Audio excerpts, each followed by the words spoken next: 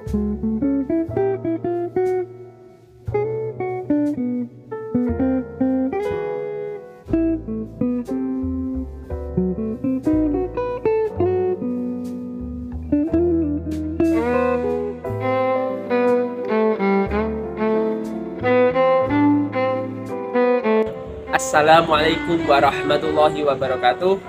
Salam guru penggerak, bergerak, tergerak, dan menggerakkan. Perkenalkan, nama saya Tahan Budi Triutomo, calon guru penggerak dari SD Negeri Kwangen 1 Gemolong, Kabupaten Sragen.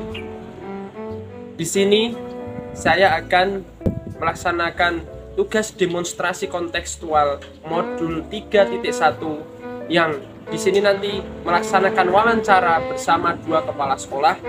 Yang pertama dengan Kepala Sekolah SD Negeri Kwangen 1, yaitu Ibu Teresia Dewi Wulandari, dan yang kedua Kepala Sekolah SD Negeri Peleman 2, yaitu dengan Ibu Amin Lestari, dengan materi pengambilan keputusan berdasarkan nilai-nilai kebajikan sebagai seorang pemimpin. Selamat menyaksikan. Selamat pagi, Bu. Selamat pagi, Pak Tahan. Kabar baik, Bu? Sehat? Baik, Ibu. Ada waktu sedikit, Bu. Kita mau ngobrol sebentar, mau tanya-tanya nih, Bu, terkait pengambilan keputusan yang berbasis nilai-nilai kebajikan. Nah, Silakan. Ini yang pertama nih, Bu. Selaku di Kepala Sekolah SD Kwangen 1 ini, Bu. Bagaimana dalam cara Ibu dapat mengidentifikasi kasus-kasus yang merupakan dilema etika ataupun rujukan moral?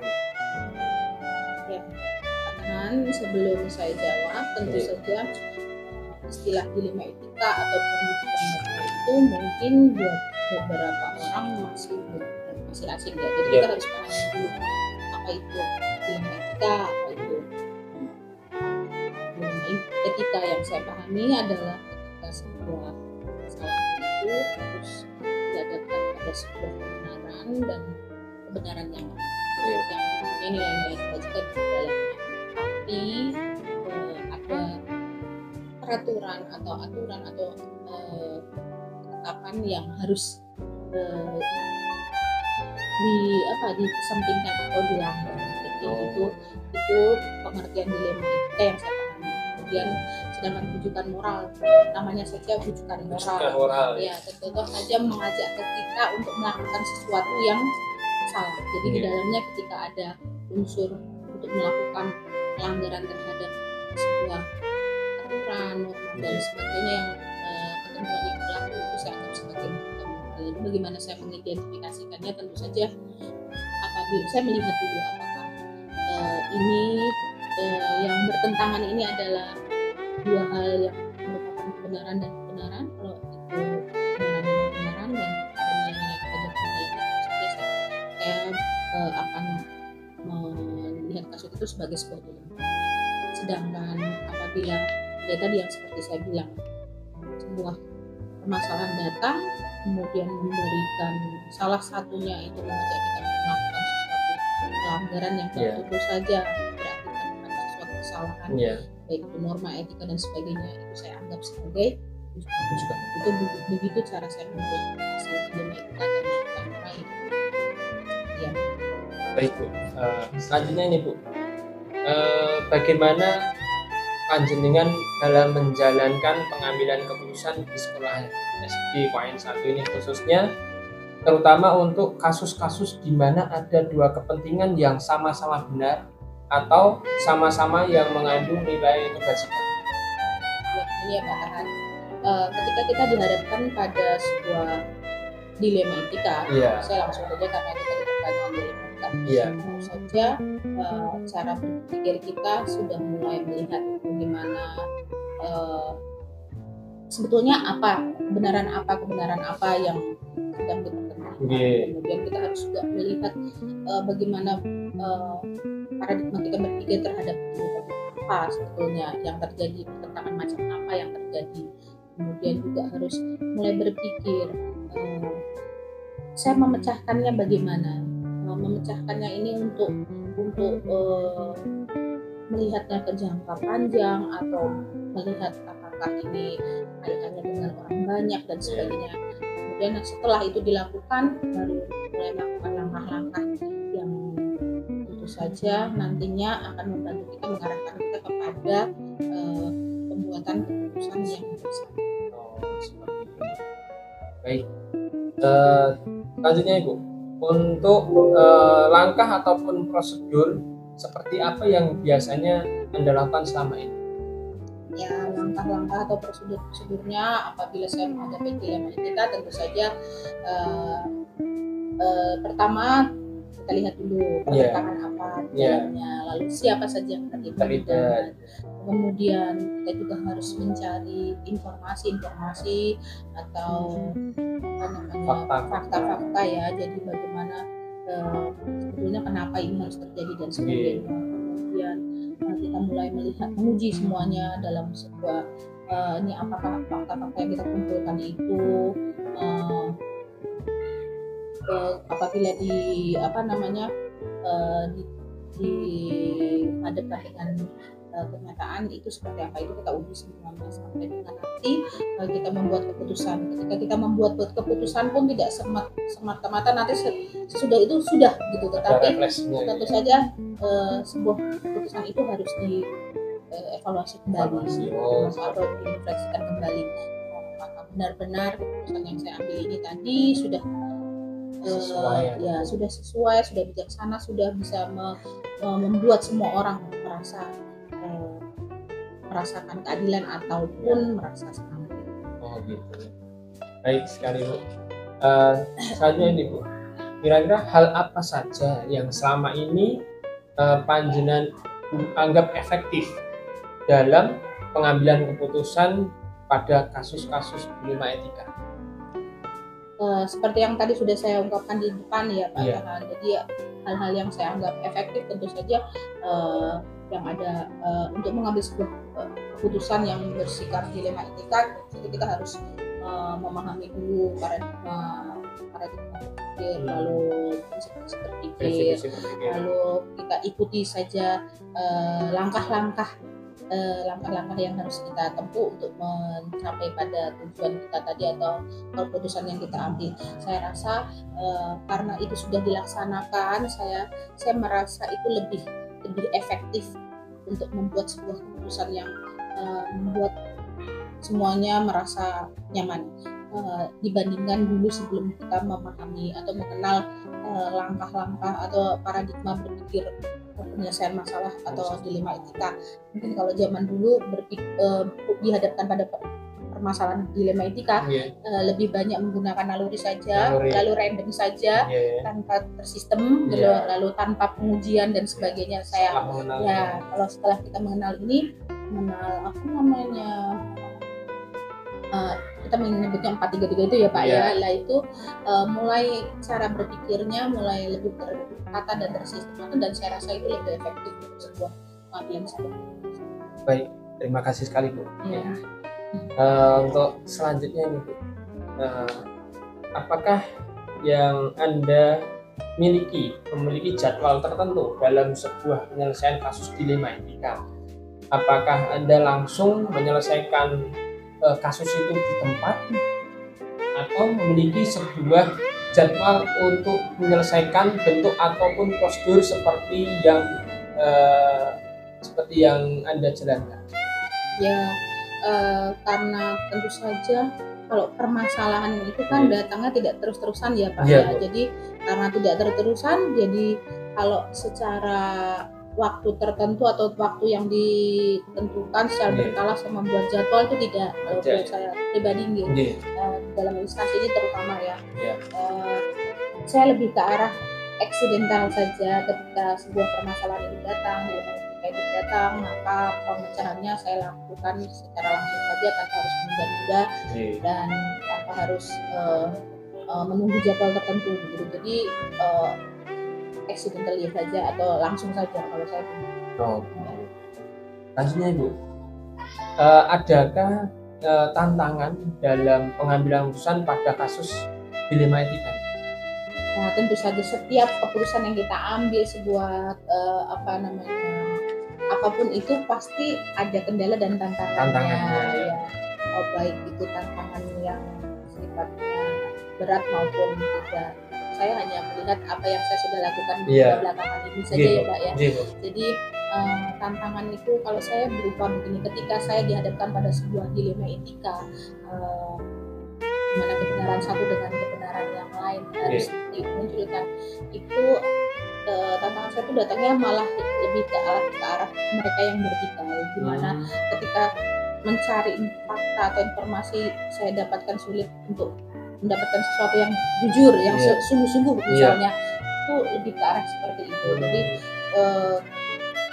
keterbukaan dan kejujuran dari pihak-pihak yang terlibat di dalamnya itu menjadi tantangan buat saya, karena kan yang sifatnya seperti itu dalam kita tidak bisa gimana ya Pak, selalu melihatnya antara 100% betul atau tidak, itu kita tidak bisa. Nah, kemudian selain itu juga tantangan yang berikutnya adalah ketika permasalahan itu sudah kita buat keputusan untuk sebuah permasalahan yang terjadi itu. Nah, keputusan ini terkadang bagi beberapa orang mungkin masih belum bisa menerima secara 100%, mungkin karena ada sesuatu yang dilanggar atau sesuatu yang tidak sesuai dengan aturan membuat lalu dipermisifkan. Tentu saja ada saja beberapa pihak atau orang yang merasa seharusnya tidak demikian, tetapi ini tidak begitu menjadi permasalahan berat. Biasanya dengan berjalannya waktu mulai tumbuh kesadaran bagi mereka bahwa hal semacam ini mungkin bisa saja terjadi kepada diri mereka. Jadi tantangan yang saya hadapi hanya hal-hal sepele semacam, karena permasalahan yang kita hadapi juga mungkin tidak terlalu complicated atau pelik sekali, jadi ya hanya seperti itu saja kira-kira tantangan. Siap. Jadi mungkin yang bisa saya tangkap tadi kan adanya kurangnya keterbukaan dan kejujuran ya Bu ya. Dan yang kedua itu karena mungkin kebiasaan lama yang memang itu sebenarnya kurang pas, ada kebijakan atau pusat yang baru, mereka ada yang langsung bisa menerima, ada yang belum bisa menerima, ataupun ya itu ya. Nah ya tadi kan selalu namanya permasalahan itu muncul karena ada mungkin mereka sudah merasa nyaman dengan yang dulu. Itu jadi lebih ke arah gini Pak, misalnya ada peraturan yang dilanggar tapi dipermisifkan. Misalnya kan seperti itu. Siap. Baik, selanjutnya Ibu, adakah seseorang ataupun faktor lain yang mendukung panjenengan ataupun membantu panjenengan dalam pengambilan keputusan? Ya, kalau kita bicara dalam kaitannya instansi dan dalam pekerjaan kita dan permasalahan-permasalahan yang pernah terjadi di dalam instansi ini,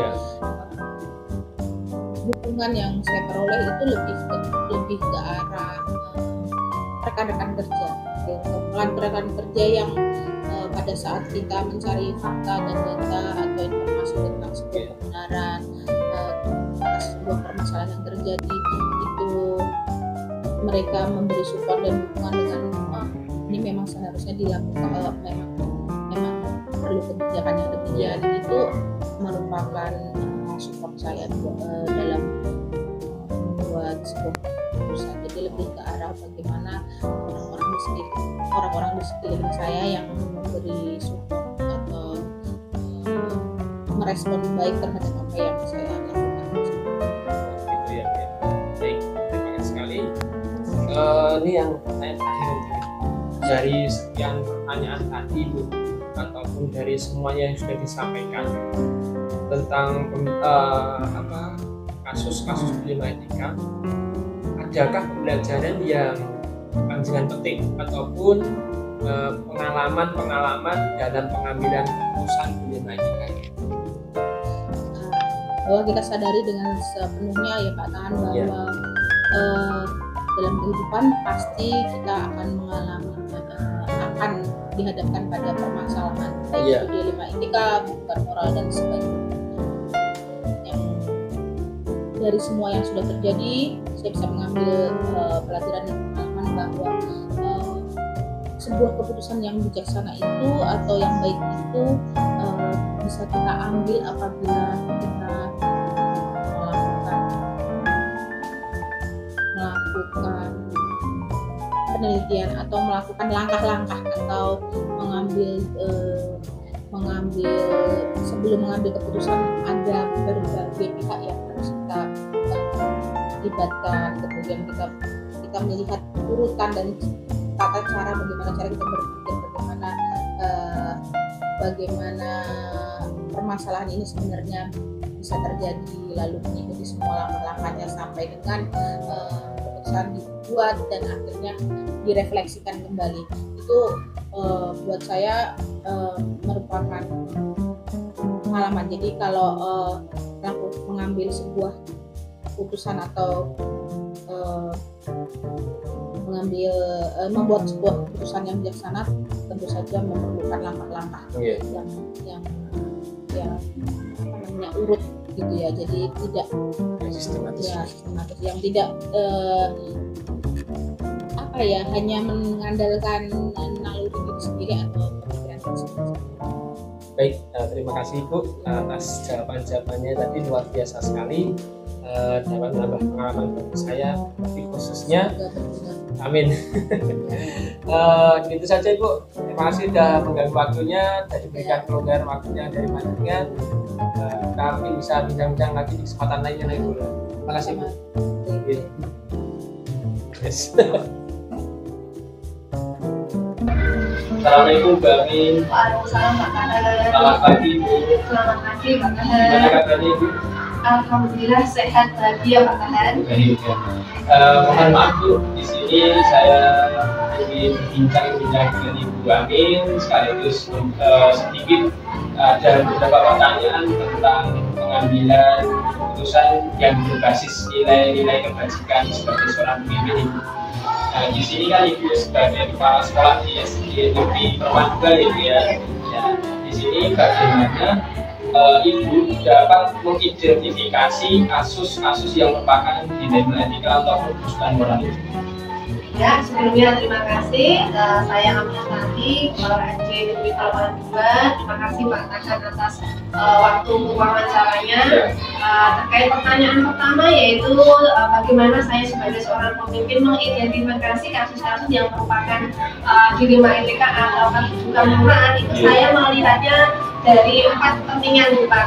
Jadi apakah nanti kasus tersebut itu kasus individu atau masyarakat, rasa keadilan atau rasa kasihan, kebenaran atau kesetiaan, dan kasus itu bisa berdampak dari jangka pendek atau jangka panjang seperti itu Pak. Baik Ibu. Dalam menjalankan pengambilan keputusan tersebut di sekolah itu, terutama kasus-kasus di mana ada 2 kepentingan yang sama atau sama-sama mengandung nilai kebajikan. Untuk kasus-kasus yang bagaimana menjalankan untuk kepentingan yang sama-sama benar dan sama-sama mengandung nilai kebajikan ya. Kalau di sini berarti kami sebagai atasan itu selama ini mengambil keputusan dengan menerapkan prinsip dilema etika Pak Kahar. Dengan menggunakan dilema etika. Iya. Selanjutnya Ibu, dari langkah-langkah atau prosedur seperti apa yang biasanya panjenengan lakukan selama ini? Langkah-langkah atau prosedur apa yang selama ini saya lakukan dalam pengambilan keputusan itu biasanya kami itu diskusi Pak, dari musyawarah diskusi dalam rapat.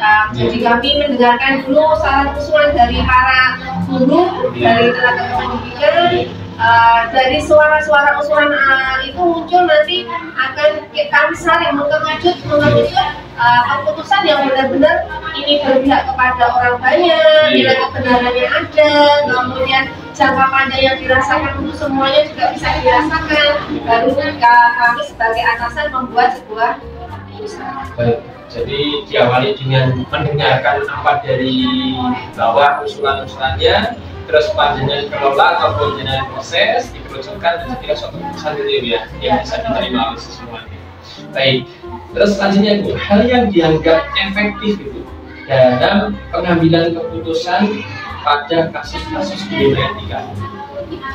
Untuk hal-hal yang saya anggap efektif dalam pengambilan keputusan saat kasus-kasus dilema etika itu utamanya di sini adalah mau mendengarkan. Ya, jadi ketika kita ada suatu kasus, utamanya mau mendengarkan dulu. Jadi tidak langsung ditindak terus-terus, tapi kita tidak mempertimbangkan nilai-nilainya ini nanti arahnya ke depan bagaimana. Jadi ketika kita mau mendengarkan dulu, karena setiap orang ketika melakukan pasti mereka mempunyai alasan dan tujuan. Jadi kita mendengarkan dari pihak satu ke pihak lain, nanti kita baru bisa mengambil sebuah keputusan atau kebijakan. Bagus sekali ya. Selanjutnya nih Bu, hal apa yang selama ini merupakan tantangan dalam pengambilan keputusan pada kasus-kasus dilema etika? Untuk selama ini yang menjadi tantangan karena kami tadi ketika mau mengambil sebuah keputusan atau kebijakan itu diskusi. Yang menjadi tantangan itu bagaimana membuat semua stakeholder ini merasa nyaman, karena pasti kebijakan itu hanya satu yang benar-benar dianggap benar di antara yang benar. Jadi biar semuanya itu merasa legowo, nyaman menjalankan kebijakan tadi, walaupun tadi kebijakan yang diambil bukan merupakan usulannya. Jadi agar semua elemen atau orang bisa menerima hasil dari keputusan tersebut ya Bu. Oh, itu tantangan yang benar.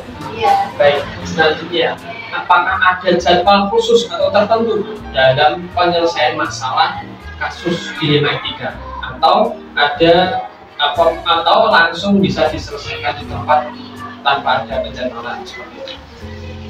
Untuk penyelesaian kasus ini kalau saya melihat ke urgenannya dulu ya. Ketika memang itu harus saya mengambil keputusan dalam waktu sekejap karena memang benar-benar dibutuhkan, bisa saja saya langsung mengambil keputusan. Namun untuk sekolah kami, memang kami sudah ada jadwalnya, itu rapat besar 2 minggu sekali, briefing setiap hari Senin, itu kami mendengarkan permasalahan-permasalahan. Jadi kasus-kasus apa yang muncul, karena saya sebagai kepala sekolah tidak mungkin bisa menunggu terus, jadi dibahas ketika rapat. Jadi juga ada jadwal, juga ada hal-hal urgent yang memang harus diambil. Jadi ada 2 opsi pilihan ya Bu ya. Pertama bisa saja di tempat dilakukan, atau ada penjadwalan yang dibuat penjadwalan setiap 2 minggu sekali gitu ya. Baik sekali Bu. Atau yang berikutnya nih Bu, adakah faktor tertentu ataupun orang tertentu yang selama ini membantu dalam mempermudah pengambilan keputusan itu? Untuk faktor-faktor yang mempermudah atau membantu saya sebagai ambasador mengambil keputusan, itu faktor yang paling saya rasa itu faktor dari SDM Palembang itu tenaga pengajar pendidiknya masih muda. Ini faktor yang sangat mempermudah saya. Jadi mereka bisa diajak berpikir maju dan terbuka. Ini faktor yang mempermudah saya sekali. Wah, terima kasih. Jadi dari SDM tenaga pendidiknya yang muda-muda itu bisa membantu sangat hasilnya dalam mengambil keputusan ya Bu. Untuk yang terakhir ini Bu, dari hal yang disampaikan tadi dalam pembelajaran, apa yang dapat dipetik, pelajaran apa yang dapat dipetik ataupun dapat diambil dalam pengambilan keputusan itu? Pelajaran yang bisa dipetik dalam pengambilan keputusan bahwa keputusan pasti itu hanya satu, sehingga tidak semua merasa legowo. Berarti di sini hal yang bisa saya petik utamakan untuk mendengarkan dulu. Sebagai seorang atasan, menjadi pendengar yang baik ini yang sulit. Jadi ketika kita sudah menjadi pendengar yang baik, insya Allah semua stakeholder yang kita ajak kerjasama itu bisa menerima. Karena sebuah keputusan itu pasti hanya satu, ya tidak. Tapi satu di sini sudah mempertimbangkan usulan semuanya. Baik, amin. Ya, terima kasih tadi beberapa pertanyaan yang sudah saya sampaikan. Alhamdulillah sudah terjawab dengan baik. Terima kasih sekali lagi sudah berikan tambahan pencerahan wawasan pada saya, dan terima kasih juga sudah meluangkan waktu panjenengan yang sibuk. Tidak sibuk. Ya, semoga bisa untuk semua ya. Terima kasih. Banyak salah dari saya, mohon maaf ya Bu ya. Assalamualaikum. Waalaikumsalam warahmatullahi wabarakatuh.